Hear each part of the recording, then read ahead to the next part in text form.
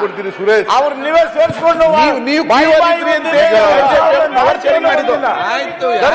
ಅವ್ರ ಜೊತೆ ಹೋಗಿದ್ದೀರಿ?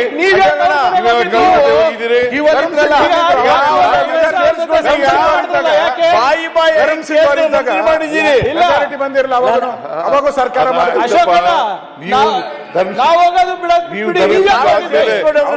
ಜೊತೆಲಿ ಹೋಗಿರ್ಲಿಲ್ವಾ ಸರ್? ಅವ್ರು ನೀವು ಜೊತೆಲಿ ಹೋಗಿರ್ಲಿಲ್ವಾ? ಅವರೇ ಫಸ್ಟ್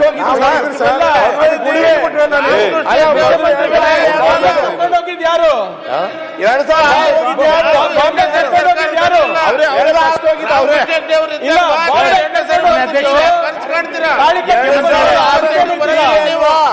ಏನ್ ಸರ್ ಯಡಿಯೂರಪ್ಪ ನೀವ್ ನೆನ್ಪಿದ್ರೆ ಹೌದಾ? ಇಲ್ಲ ನೀವೇ ಮುಖ್ಯಮಂತ್ರಿ ಅಂದ್ಬಿಟ್ಟು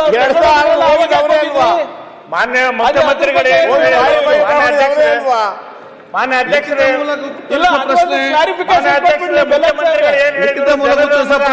ಆಶೀರ್ವಾದ ಮಾಡಿದ್ದಾರೆ ಅಂತ ಹೇಳಿ ಲಿಖಿತ ಮೂಲಕ ಉತ್ತರಿಸುವ ಕಾಂಗ್ರೆಸ್ಗೆ 5 ವರ್ಷ ಆಶೀರ್ವಾದ ಮಾಡಿದ್ದಾರೆ.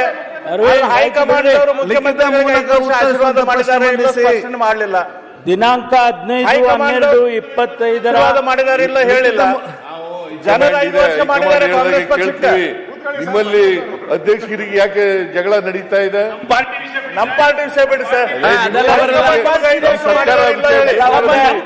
ಆಶೀರ್ವಾದ ಮಾಡಿದ್ದಾರೆ, ನಾವು ಮಾಡ್ತೀವಿ. ಖುಷಿಯಾಗಿದ್ದಾರೆ, ನೀವು ಖುಷಿಯಾಗಿಲ್ಲ ಅಷ್ಟೇ.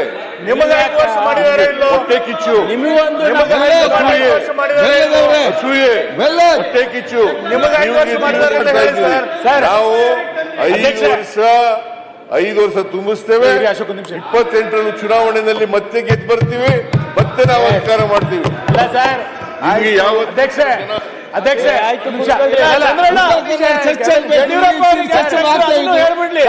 ಮುಖ್ಯಮಂತ್ರಿಗಳೇ, ಯಡಿಯೂರಪ್ಪ ಬ್ಯಾಂಕ್ವೆಟ್ ಹಾಲ್ ಅಲ್ಲಿ ಅಲ್ಲಿಂದ ಯಾಕೆ ಕೆಳಗಿಳಿಸಿಲ್ಲ? ನಮ್ಮ ಸರ್ಕಾರನಾಗಿಲ್ಲ, ರಾಮಕೃಷ್ಣ ಚಂದ್ರಬಾಬು ಮಾತ್ರ 2ನೇ ಸರಿ ಸರ್ಕಾರ ಬಂದಿದೆ ಹೊರತು ದೇವರಾಜ ಸಿದ್ದಾಗ ಬಂದ ಚರ್ಚೆ ದಯಮಾಡಿ ಕೇಳಿ.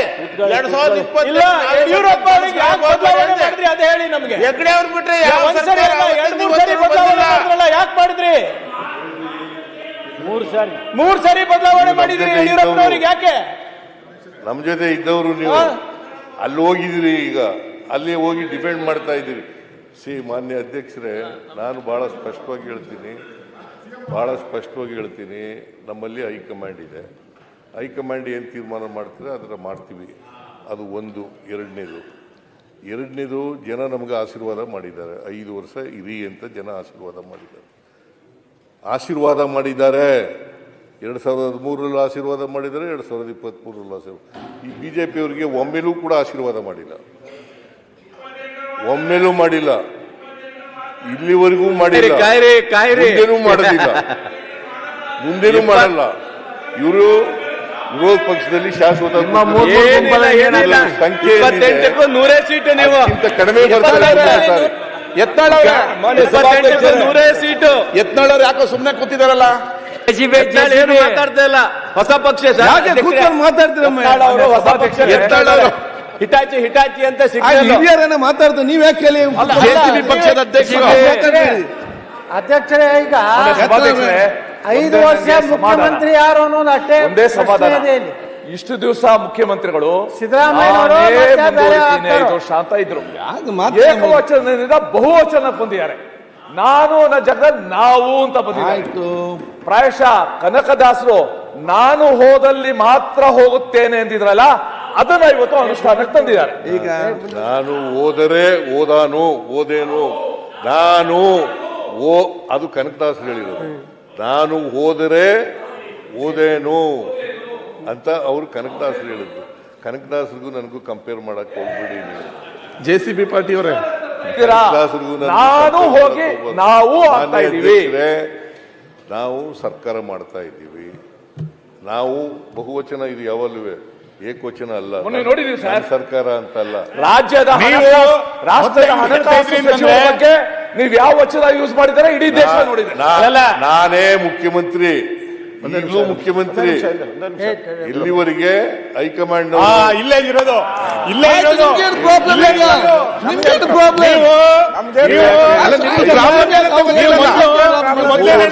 ಜನ ಬದಲಾವಣೆ ಮಾಡಿದ್ರೆ ಸರ್ ನೀವು ಏನ್ ಹೇಳ್ತೀರಿ? ನಾನೇ ಮುಖ್ಯಮಂತ್ರಿ ಮುಂದಿನ 5 ವರ್ಷ. ಈಗಲೂ ನಾನೇ ಈಗ ಏನ್ ಹೇಳ್ತಿದ್ರಿ? ಆಯ್ತು ಮುಂದೇನು? ಈಗಲೂ ನಾನೇ ಜನವರಿ ನಂತರ ಏನ್ ಹೇಳಿ? ಜನವರಿ ನಂತರ ಏನ್ ಹೇಳಿ? ಮುಖ್ಯಮಂತ್ರಿ. ಈಗ ನಾವು ಹೈಕಮಾಂಡ್ ನಿಮ್ಗೇನ್ ಪ್ರಾಬ್ಲಮ್ ಈಗ?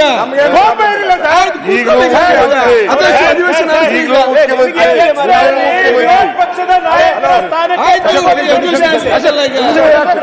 ಸುನೀಲಣ್ಣ ಇಲ್ಲಿ ಮುಂದೆ ಬರ್ಲಿಕ್ಕ ಅಧ್ಯಕ್ಷರೇ ಇಲ್ಲಿ ಮೂಲಕ ಉತ್ತರ ಮಂಡಿಸಿ ಗೃಹ ಸಚಿವರ ಮಂಡಿಸಿ ನಮ್ಗೇನು ಮಂಡಿಸಿ ಅಲ್ಲ ಒಂದೇ ನಿಮಿಷ ನಮ್ಮಲ್ಲಿ ಯಾರು ಮುಖ್ಯಮಂತ್ರಿ ಪ್ರಾಬ್ಲಮ್ ಅಜಯ್ ಬೇಜಾರಿಲ್ಲ ಅವರೇ ನಾನೇ ಹೇಳಿದ್ದೀನಿ ನಾನೇ ಮುಖ್ಯಮಂತ್ರಿ ಅಂತ ಹೇಳಿದ್ದಾರೆ. ಇದು ಸದನಕ್ಕೆ ಮೆಸೇಜ್ ಹೋಗ್ಬೇಕಾಯ್ತು. ಬೇರೆ ಬೇರೆ ಸುದ್ದಿ ನಮ್ಮಲ್ಲಿ ಯಾರಾದ್ರೂ ನಿಮ್ದೇನ್ ಪ್ರಾಬ್ಲಮ್? ನಾನು ಅಧ್ಯಕ್ಷ ಒಂದು ಪುಸ್ತಕ ಬರೆಯೋಣ ಅಂತ ಇದ್ದೀನಿ. ಚಾಣಕ್ಯ ತಂತ್ರಗಳು ಅಂತ ಇದೆ ನಮ್ಮಲ್ಲಿ. ಚಾಣಕ್ಯನ ತಂತ್ರಗಾರಿಕೆ ಅಂತ. ಚಾಣಕ್ಯ ನಾನು ಒಂದು ಸಿದ್ದರಾಮಯ್ಯನವರ ತಂತ್ರಗಾರಿಕೆ ಅಂತ ಬರಿಬೇಕು ಅಂತ ಬರೀರಿ, ನಾಳೆ ಒಂದು ಸಣ್ಣ ಅಲ್ಲ, ನಾನು ಅವ್ರ ಪರವಾಗಿ ಮಾತಾಡ್ತಾ ಇರೋದು.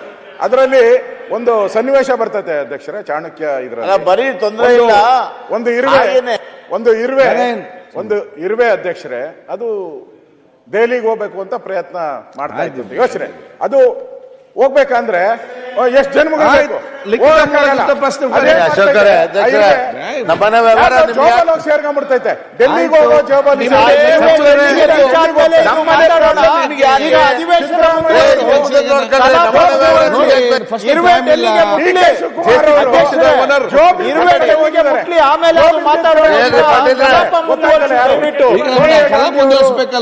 ಅವ್ರ ಜೊತೆ ಆಯ್ತು ಸ್ವಾಮಿ ಸರ್.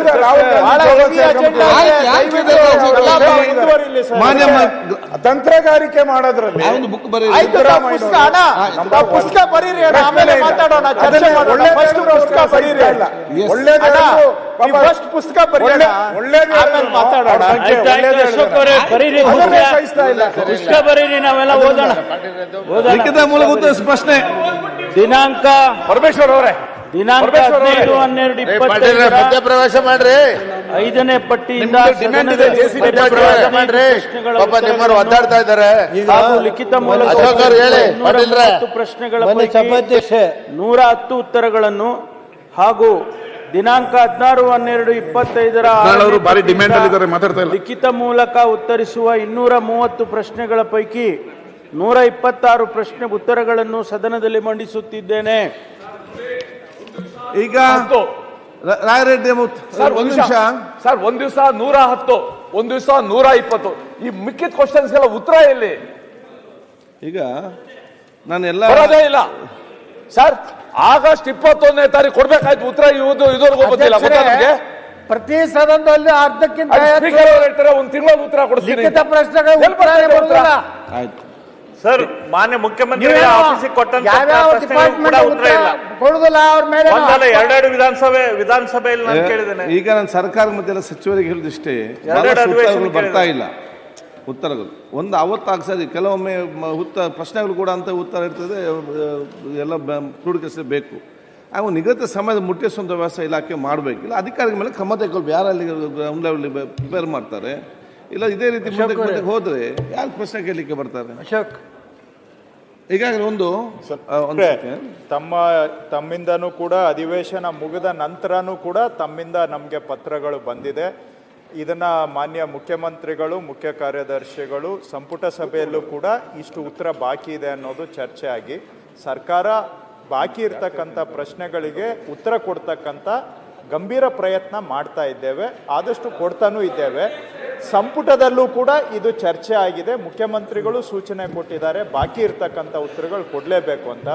ತಮ್ಮ ಆಶಯ ಏನಿದೆ, ವಿರೋಧ ಪಕ್ಷದ ಆಶಯ, ಅದಕ್ಕೆ ನಾವು ಬದ್ಧರಾಗಿದ್ದೇವೆ. ನಮ್ಮ ಎಲ್ಲ ಪ್ರಯತ್ನ ಮಾಡಿ ಉತ್ತರ ಕೊಡ್ತೇವೆ. ನಾವು ಉಪಸಭಾಪತಿಯವರ ಅಧ್ಯಕ್ಷತೆ ಒಂದು ಕಮಿಟಿ ಮಾಡಿದ್ವಿ. ಇದಕ್ಕಾಗಿ ಒಂದು ಕಮಿಟಿ ಮಾಡಿದ್ದೇವೆ ಲಾಸ್ಟ್ ಟೈಮ್. ಸೊ ಯಾರ್ದು ಉತ್ತರ ಅನ್ನೋದು ಈಗ ನಮ್ಮ ಸೆಷನ್ ಆದ ನಂತರ ಕೂಡ ಬರೆದಿದ್ರೆ ಆ ಕಮಿಟಿಗೆ ಒಂದು ಅರ್ಜಿ ಕೊಟ್ಟರೆ ಆ ಅಧಿಕಾರಿ ಕರೆಸಿಕೊಂಡು ಮೀಟಿಂಗ್ ಕೂತ್ಕೊಳಿಸಿ ಕೂರಿಸುವಂಥ ವ್ಯವಸ್ಥೆ ಮಾಡ್ತಾ ಇದ್ದಾರೆ.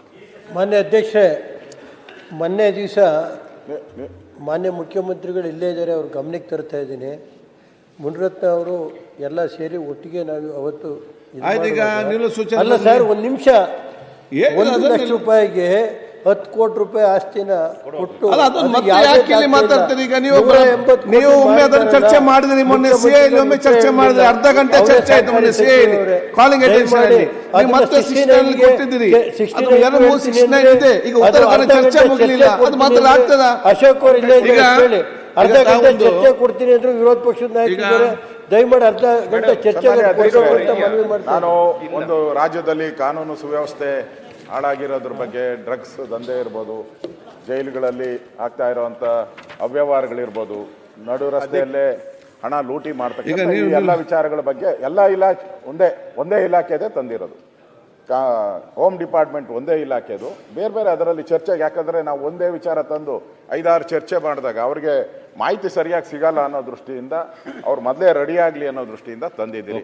ದಯವಿಟ್ಟು ನಿಲುವಳಿ ಸೂಚನೆ. ಈಗ ತಾವು ಕೊಟ್ಟಿದ್ದೀರಿ, ನಾನು ಪರಿಶೀಲಿಸಿದ್ದೇನೆ, ಅದು ನಿಲುವಳಿಯಲ್ಲಿ ಬರುವುದಿಲ್ಲ. ನಾನು ಬೇಗ ನಿಮ್ಗೆ ಚರ್ಚೆ ಮಾಡ್ಲಿಕ್ಕೆ 69 ಕನ್ವರ್ಟ್ ಮಾಡಿ ಕೊಡ್ತೇನೆ ತಕ್ಷಣ. ಈಗ ಒಂದು ಕೆಲವು ಅಧ್ಯಕ್ಷರೇ, ಮನವಿ ನಮ್ಮದೊಂದು ಮನವಿ ತಾವು ಹೇಳಿದ್ದೀರಿ, ಒಂದು ಸೆಕೆಂಡ್. ಈಗ 4-5 ಜನ 69 ಕೊಡ್ತೀರಲ್ಲ? ಕೊಡ್ತೇನೆ. ಉತ್ತರ ಕನ್ನಡ ಚರ್ಚೆ ತಕ್ಷಣ ಕೊಡ್ತೇನೆ ನಾನು, ನಿಲ್ವ ತಾವು ಪ್ರಸ್ತಾವ ಮಾಡಿದ ಕಾರಣ.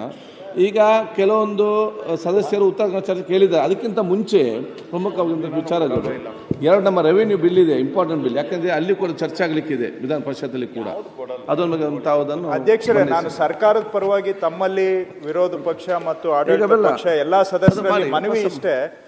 ಅದು ನಾವು ವಿಧಾನ ಪರಿಷತ್ತಿಗೆ ಹೋದಾಗ ಒಂದೇ ಬಾರಿ ಎಲ್ಲಾ ವಿಧೇಯಕಗಳನ್ನ ತಗೊಂಡೋದ್ರೆ ಅವರು ಅಲ್ಲಿ ನಮ್ಮನ್ನ ಪ್ರಶ್ನೆ ಮಾಡ್ತಾರೆ. ಹಾಗಾಗಿ ದಿನಕ್ಕೆ ಒಂದು 3-4 ವಿಧೇಯಕಗಳು ಮಂಜೂರು ಮಾಡಿಕೊಡ್ಬೇಕು ಅಂತ. ಅಧ್ಯಕ್ಷರೇ, ನಂದು 2 ವಿಧೇಯಕ ಇದೆ. 2ರಲ್ಲಿ ಒಂದನೇದು ಕರ್ನಾಟಕ ಬಾಡಿಗೆ ತಿದ್ದುಪಡಿ ವಿಧೇಯಕ 2025. ಇದನ್ನ ಪರ್ಯಾಲೋಚನೆಗೆ ಕೈಗೆತ್ತಿಕೊಳ್ಳಬೇಕೆಂದು ಸಭೆಯನ್ನ ತಮ್ಮ ಮುಖಾಂತರ ಕೋರುತ್ತಿದ್ದೇನೆ. ಪರ್ಯಾಲೋಚನಾ ಪ್ರಸ್ತಾವ ಸಭೆ ಕೊಡ್ಬೇಕಲ್ವಾ? ಮಾನ್ಯ ಅಧ್ಯಕ್ಷರೇ, ಪರ್ಯಾಲೋಚನಾ ಪ್ರಸ್ತಾವನೆ ಸಭೆ ಮತಕ್ಕೆ ಹಾಕುತ್ತೇನೆ. ಮಾನ್ಯ ಅಧ್ಯಕ್ಷರೇ, 20 ಸಾಲಿನ ಕರ್ನಾಟಕ ಹೆಚ್ಚಿನ ವಿಡಿಯೋಗಳಿಗೆ ಪ್ರತಿಧ್ವನಿ ಯೂಟ್ಯೂಬ್ ಚಾನೆಲ್ ಸಬ್ಸ್ಕ್ರೈಬ್ ಮಾಡಿ, ಬೆಲ್ ಐಕಾನ್ ಕ್ಲಿಕ್ ಮಾಡಿ.